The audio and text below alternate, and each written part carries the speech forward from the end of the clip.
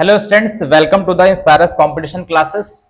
तो आज हमने लास्ट लेक्चर में हेनरीज लॉ को देख लिया था, सॉल्युबिलिटी को देख लिया था, बहुत अच्छे से हमने सभी कॉन्सेप्ट को क्लियर कर लिया था। अब हमें यहाँ पर देखना है कि हेनरीज लॉ से क्वेश्चन कैसे आते हैं। हेनरीज लॉ से बहुत ही सिंपल क्वेश्चन आते हैं। उसका जो हमने फॉर्मूला देखा था P is equal to be K H into solubility, या फिर हम उसको मोल फ्रैक्शन कंसिडर कर रहे थे, तो उसी के बिहाफ पर क्वेश्चन आते हैं। ज्यादा कोई इधर उधर से बहुत टफ लेवल वहां से क्वेश्चन नहीं आता। तो आज हमें बेसिकली क्वेश्चन को ही हेनरीज लॉ में हमें यहाँ पर क्लियर करना है कि क्वेश्चन उसके अंदर किस तरीके के आते हैं। क्लियर है आप लोगों के सामने? अब ये लेक्चर नंबर 5 है हमारा आज का, तो हमें क्वेश्चंस के ऊपर ज्यादा ध्यान देना है। एनसीईआरटी के क्वेश्चंस है, हेनरीज लॉ के कुछ ऐसे क्वेश्चंस भी है जो नीट से रिगार्डिंग या फिर जो एमसीक्यू कंपटीशन लेवल हमारे सामने क्वेश्चंस आते हैं। तो देखते हैं हमारा क्वेश्चन नंबर 1 क्या कहता है। क्वेश्चन नंबर 1 कहता है हमसे कि a gas has a Henrys constant of, क्या कहता है क्वेश्चन नंबर 1 कि एक गैस है जहां पर हेनरीज कांस्टेंट कितना है 1.5 into 10 to the power 5 atom. ये हमारे पास इसमें हेनरीज कांस्टेंट है एट 298 केल्विन। टेम्परेचर कितना है 298 kelvin. Calculate the solubility of the gas if the partial pressure is 280 m। क्या बोला गया है क्वेश्चन के अंदर कि उसकी सॉल्युबिलिटी को कैलकुलेट करना है, जब वो भी कब, जब उसका पार्शियल प्रेशर कितना है 280 m। तो जो इंफॉर्मेशन हमें यहां पर गिवन है उसको लिख लेते हैं पहले। जैसे हमें के एच मतलब हेनरीज लॉ कांस्टेंट गिवन है, कितना है 1.5 into 10 to the power 5 ATM, ये हमें के एच गिवन है। आगे हमने देखा टेम्परेचर गिवन है, टेम्परेचर भी देख लिया। वैसे टेम्परेचर कोई काम नहीं है, सिर्फ और सिर्फ उलझाने के लिए है। तो टेम्परेचर है यहाँ पर 298 केल्विन। अब हमारे पास उसने बोला calculate the solubility of the gas if the partial pressure is 280 m, मतलब प्रेशर कितना है हमारे पास 280 m। ये हमारे पास आ गया प्रेशर। अब हमने पिछले लेक्चर में देखा कि हमारे पास हेनरीज लॉ का फॉर्मूला क्या था। अब उसी से हम क्वेश्चन को यहाँ पर सॉल्व कर सकेंगे। तो हेनरीज लॉ का फॉर्मूला हमारे पास है P is equal to B, या pressure is equal to B K H क्या है हेनरीज लॉ का कांस्टेंट, मल्टीप्लाई कर देंगे यहां पर सॉल्युबिलिटी को। ये था हमारे पास फॉर्मूला। अब हमें निकालना क्या है, हमें निकालना है सॉल्युबिलिटी या फिर mole concept, sorry mole fraction. ये दो चीजों मतलब हमें सॉल्युबिलिटी निकालनी है मेनली, हम कह सकते हैं यहां पर, जो क्वेश्चन में सॉल्युबिलिटी बोला है। तो अब इस फॉर्मूले को हमें क्या करना है, ड्राइव कर लेना है इस क्वेश्चन की डिमांड के अकॉर्डिंग। तो हमारे पास ये बना solubility is equal to be P upon K H. क्या यही बना हमारे पास फॉर्मूला? क्या बना P is equal to B K H. अब आगे देखते हैं हम P is equal to be की, अगर ये जो हमारे पास फॉर्मूला है, हमारे पास फॉर्मूला क्या है solubility is equal to be P upon K H, ये फॉर्मूला है। यहां हमें कुछ नहीं करना, बस वैल्यू पुट करनी है। हमारे पास P कितना था, P कितना हमारे पास 280 m, तो P की जगह हमने रख दिया 2। के एच कितना है, के एच है हमारे पास 1.5 इंटू 10 टू दी पावर 5, यहां भी लिख रखा है हमने। कितना है 1.5 10 टू दी पावर 5, इसको यहां पुट कर देंगे तो ये कितना हुआ 1.5 इंटू 10 टू दी पावर 5। देखो ध्यान से दे रखा है 1.5 इंटू 10 टू दी पावर 5, इसको हमने यहां इसकी वैल्यू पुट कर दी। मोल सॉल्युबिलिटी के अंदर हमने क्या रख दिया 2 upon 1.5 into 10 to the power 5। अब हम क्या कर सकते हैं इसको, अच्छा एक बात बताओ, क्या 1.5 का मतलब 3/2 नहीं लिख सकते हम? 1.5 मतलब 3/2, तो क्या मैं 1.5 को 3/2 लिख दूं? बिल्कुल लिख सकते हैं। कितना आया 2 अपॉन नीचे कितना हो गया 3, 2 ऊपर पहुंच गए यहां मल्टीप्लाई में। क्लियर? अच्छा ये जो यहां हमारे पास 10 टू दी पावर 5 है, अगर मैं इसको ऊपर लेके जाऊं तो क्या बनेगा multiply by 10 to the power minus का 5। ये पावर किस में पहुंच गई माइनस में। अब इसको सॉल्व करते हैं। क्या बना x is equal to be 2 to जा कितना आ गया 4 अपॉन 3, कितना बन गया multiply by 10 to the power minus 5। ये आया हमारे पास आंसर। उसने यही तो पूछा था कि सॉल्युबिलिटी क्या होगी, तो सॉल्युबिलिटी आई हमारे पास 1.5 10 to the power minus 4/3 10 to the power minus का 5। क्लियर है? ये आ गए हमारे पास सॉल्युबिलिटी। तो बस इतने ही इजी ही क्वेश्चन आते हैं, कोई ज्यादा टफ क्वेश्चन यहां से नहीं आता। अब हम बढ़ते हैं नेक्स्ट क्वेश्चन की तरफ। नेक्स्ट क्वेश्चन हमारा क्या कहता है, मोल ऑफ अ गैस, क्या कहता है, mole of a gas in water is 0.001 at STP, determine its Henry's law constant. हमें क्या करना है, हेनरीज लॉ कांस्टेंट डिटरमाइन करना है।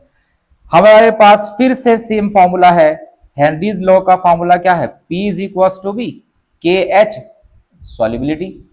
हमें निकालना क्या है इस बार, हेनरीज लॉ कांस्टेंट निकालना है, determine its Henry's law constant. तो इसके हिसाब से कर लेंगे। तो फॉर्मूला इस बार क्या बना, K H is equal to be P upon solubility, यही तो बना, या फिर मोल फ्रैक्शन जैसे ऊपर दिया हुआ भी है मोलल। अब हम यहां क्या रख देंगे, तो यहां पर हमारे पास mole of a gas in water is this. तो मोल हमारे पास कितना है, वाटर के अंदर गैस के मोल या मोलैलिटी कितनी है, तो यहां पर ये आ गए हमारे पास x is equal to be 0.001। क्या मैं इसको ऐसे लिख दूं, 10 टू द पावर माइनस का 3, ठीक, क्या मैं इसको ये लिख दूं 10 टू दी पावर माइनस का 3, लिख सकता हूं कि नहीं इसको 10 टू दी पावर माइनस का 3। अब मैं क्या करूं, अब मुझे क्या करना है, अच्छा यहां पर प्रेशर नहीं दिया, लेकिन उसने एक इनडायरेक्ट वे में प्रेशर दे दिया है। कैसे दिया है, उसने बोला एट एसटीपी। तो एसटीपी पर अगर मैं देखूं तो प्रेशर कितना होता है 1 एटीएम, प्रेशर कितना होता है 1 एटीएम। अब मुझे इस फॉर्मूले में उठा के, इस फॉर्मूले में उठा के सारी वैल्यू पुट कर देनी है।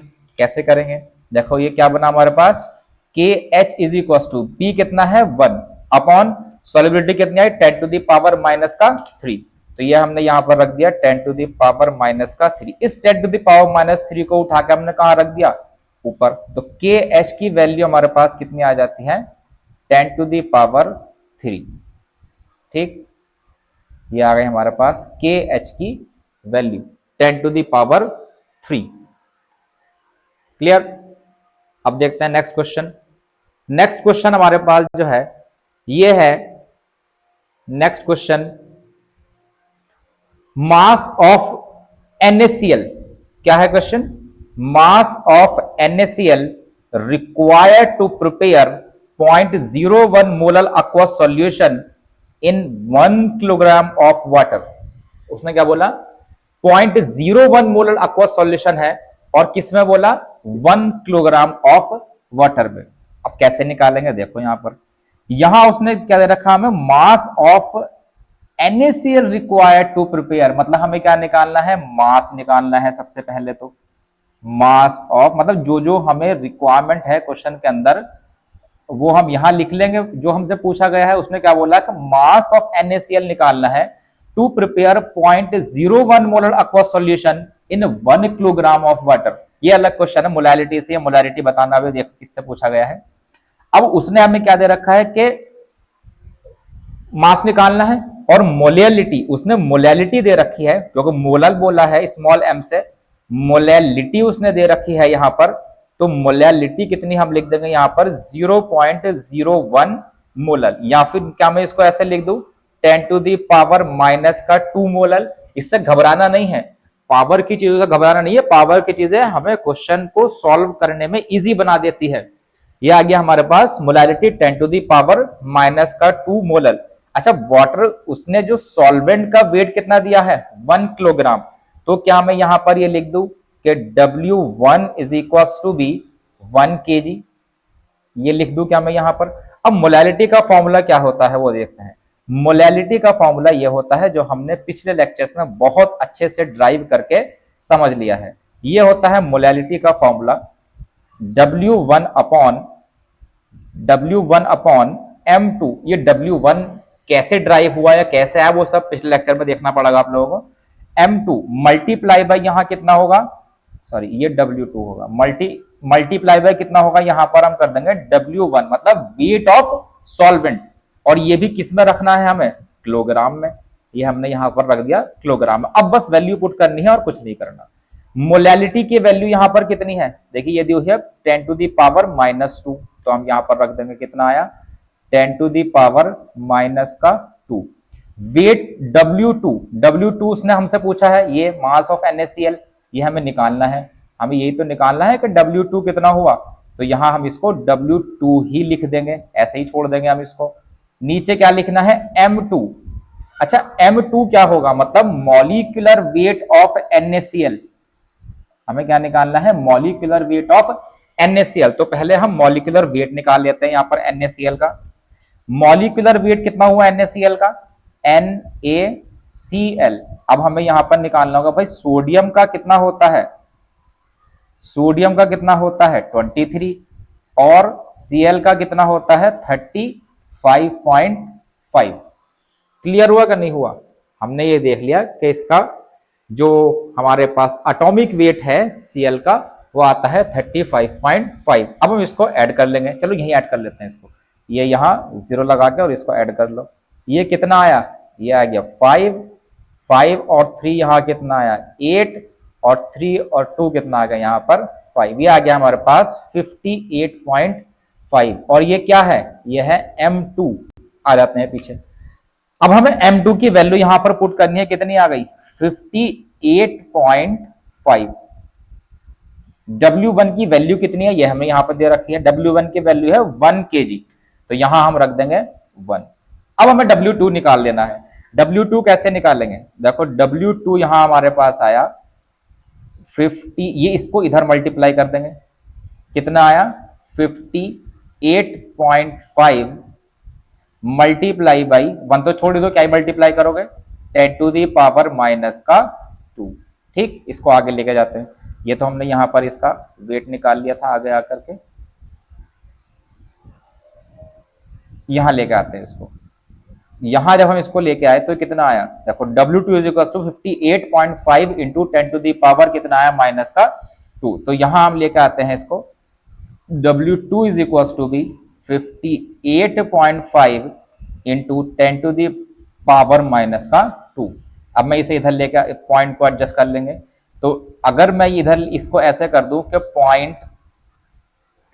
0.585 ग्राम, इधर क्यों कर दिया मैंने, ये पॉइंट 2 इधर शिफ्ट कर दिया 2 डिजिट, तो यहां पर ये क्या बन गया 0.585 ग्राम। ये हमारे पास इसका आया आंसर। ये हमें क्यों लाना पड़ा, क्योंकि क्वेश्चन की डिमांड के अकॉर्डिंग हमें आंसर लाना पड़ा। हमें यहाँ पर आंसर दिए हुए हैं, इसमें से आंसर को हमें तलाशना है। तो इसमें से देखो ऐसे नहीं करना है कि हमारे सामने क्वेश्चन आया, MCQ आया, अब हम सोच रहे हैं कि कौन सा आंसर, क्वेश्चन को सॉल्व करो, अपने आंसर को तलाशो, अपनी चीज को तलाशो कि हमारी चीज कहाँ है। हमने क्वेश्चन ऐसा नहीं कहा आंसर को तलाशने बैठे, मतलब वैसे देखने बैठोगे इसमें से कौन सा आंसर सही होगा। हमने क्वेश्चन को सॉल्व कर लिया, क्वेश्चन को सॉल्व करने के बाद हमारे सामने हमारा आंसर आ गया, उस आंसर को, उसमें से जो हमारा आंसर है अब तलाशो कहाँ है हमारी चीज, उसको ऊपर फिर टिक लगा दो, देखो कहाँ है हमारा आंसर। यहाँ पर क्या आया था, हमारा आंसर आया, ये आया 0.585 ग्राम। तो यहाँ पर कौन सा है, ऑप्शन ए है ही नहीं, ऑप्शन बी, ऑप्शन बी मिल गया हमें। हमें सिर्फ अपना आंसर देखना, अब आगे ऑप्शन सी है, डी क्या है, सी क्या है, डी क्या है, हमें नहीं पता होना चाहिए, हमें नहीं ध्यान देना, हमारा आंसर मिल गया, हमारा काम हो गया, बात खत्म। ठीक, तो इस तरीके के क्वेश्चन नीट में आते हैं आप लोगों के सामने। यहां पर हमने ये क्वेश्चन को सॉल्व कर लिया है बहुत अच्छे से, और यहाँ ये सब अच्छे से अब देख लेना आप लोगों को, क्योंकि ये बहुत ही इजी क्वेश्चन आते हैं, कोई ज्यादा टफ क्वेश्चन यहाँ पर आते नहीं, बिल्कुल सिंपल इजी वे में क्वेश्चन हमारे सामने आते हैं। क्लियर, तो हमें ये क्वेश्चन को अच्छे से देख लेना है, और जो पिछले कहीं अगर कॉन्सेप्ट में कोई प्रॉब्लम है पीछे जाइए, लेक्चर नंबर 1 2 3 आपको वहां पर मिलेंगे, 4 मिलेंगे, तो उन लेक्चर में आप लोग अच्छे से अपने जो थियोरिटिकल कॉन्सेप्ट्स हैं उनको हम क्लियर कर लेंगे। हमने मोलैरिटी, मोल फ्रैक्शन, और हमने हेनरीज लॉ, सॉल्युबिलिटी क्या होता है, वो सब चीजें हमने अच्छे से वहां पर क्लियर की हुई है। अभी अगले आने वाले चैप्टर्स में हम और रॉल्स लॉ से रिगार्डिंग चीजें देखने वाले हैं कि किस तरीके से कौन कौन से और भी इस चैप्टर में लॉज है वो सब, और कॉलिगेटिव प्रॉपर्टी से रिगार्डिंग हम चीजें यहाँ पर क्लियर करेंगे। तो पढ़ाई करते रहिए, ऑल द वेरी बेस्ट।